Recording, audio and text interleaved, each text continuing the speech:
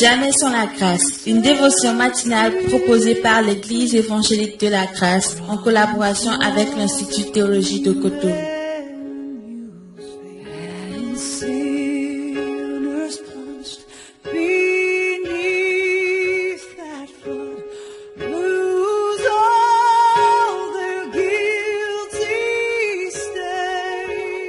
Bonjour chers amis, chers auditeurs.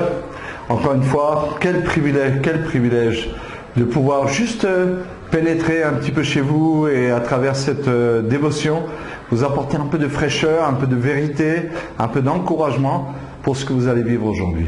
Nous sommes dans le thème de la consolation de Dieu, premièrement, pour nous. Et ensuite, bien sûr, nous sommes nous aussi appelés à consoler les autres, mais on en parlera plus tard. Hier, nous avons lu un passage qu'on va relire parce qu'il est important.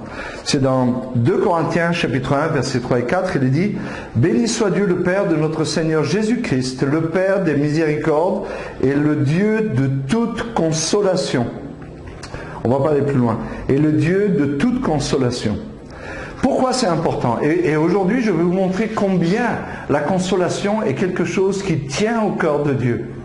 Et il en connaît l'importance. Il sait combien, dans notre marche de tous les jours, la consolation doit être présente. Regardez ce qu'il a fait pour justement être sûr que la consolation serait toujours à côté de nous. Regardez.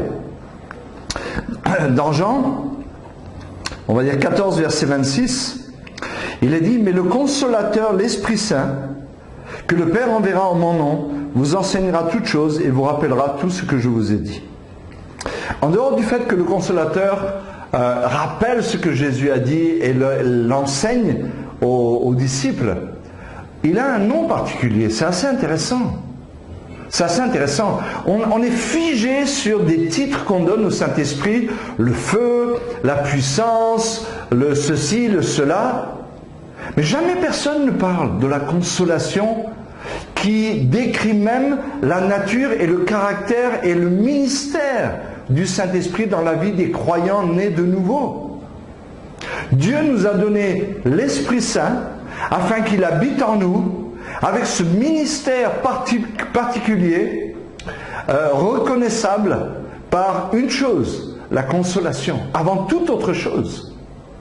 Mais n'est-ce pas ce que nous trouvons le plus difficilement dans les églises, dans les maisons, dans notre propre cœur vis-à-vis de nous-mêmes?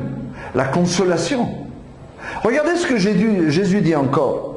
Dans Jean 16, verset 7, il dit « Cependant, je vous dis la vérité, il vous est avantageux que je m'en aille. » Incroyable. « Car si je ne m'en vais pas, le consolateur ne viendra pas vers vous, mais si je m'en vais, je vous l'enverrai. » Vous savez quoi? Vous pouvez relire ce verset. Il est plein d'enseignements, mais il y a une chose qui est extraordinaire. Jésus dit que entre lui sur la terre ou le consolateur dans nos cœurs, il n'y a pas photo. Ce qui est le plus avantageux, c'est le Saint-Esprit dans notre cœur. Le consolateur dans notre cœur. Vous savez pourquoi? Lorsque Jésus était sur la terre, il n'était pas omniprésent.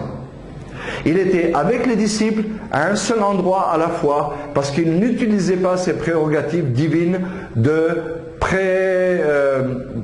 présence, on va dire. D'accord? Il n'était pas omniprésent partout. Et il dit, c'est mieux que je m'en aille. C'est plus avantageux pour vous car je vais envoyer le consolateur qui sera avec vous et il sera en vous. Et même dans un autre verset, toujours au chapitre 14, il dit, et moi, je prierai le Père, il vous donnera un autre consolateur. Donc déjà, en Christ, on voit ce que ça veut dire la consolation. Et il dit qu'il envoie un autre consolateur, afin qu'il demeure éternellement avec vous.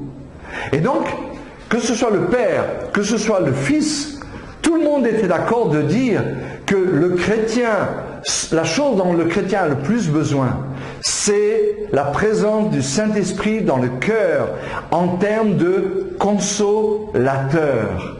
Et effectivement, il n'y a pas, comme je l'ai déjà dit, une journée où nous n'ayons pas besoin d'être consolés dans nos défaites, dans nos problèmes, dans les injustices que nous traversons, dans la maladie qui peut arriver, dans le décès de quelqu'un qui nous est cher, dans nos péchés. Lorsque nous tombons, on a besoin de ça. Et vous allez voir que quand on va aborder ce thème du péché et de la consolation, vous serez émerveillés de savoir qu'est-ce que Dieu dit à ce sujet et comment il veut vous consoler exactement.